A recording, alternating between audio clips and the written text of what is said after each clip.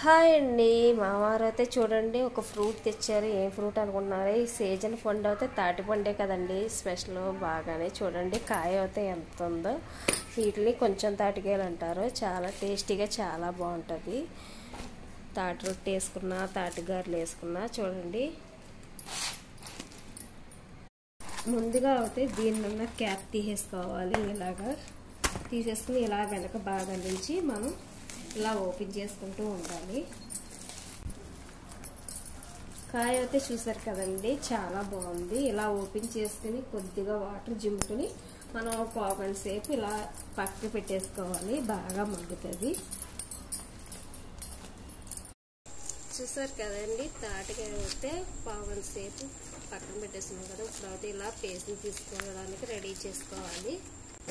ఈ పక్కన ఇలా తీసేసుకుని కొంచెం వాటర్ వేసుకుంటూ ఇలా తాటి పేస్ట్ అయితే ఇలా తీసేసుకున్నాం కదండి, చూపించాను కదా. ఇప్పుడు అయితే ఇడ్లీ రవ్వ వేస్తున్నాం. మా పిల్లలు అయితే గారెలు ఏమన్నారు, అందుకు నేను గారెలకి ఇడ్లీ రవ్వ వేస్తున్నాను.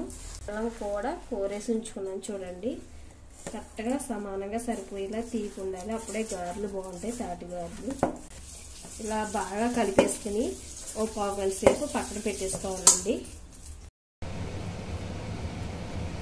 చూడండి పిండి అయితే కలిపేసుకుని ఉంచుకున్నాం కదా. ఇప్పుడు ఇలా చిన్నవి గారెల కింద వేసుకోవాలి. తాటి గారెలు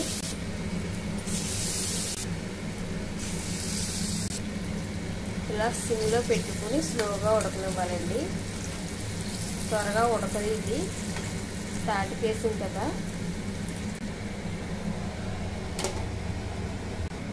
చూసారు కదండి, వేడి వేడి తాటి గారెలు రెడీ.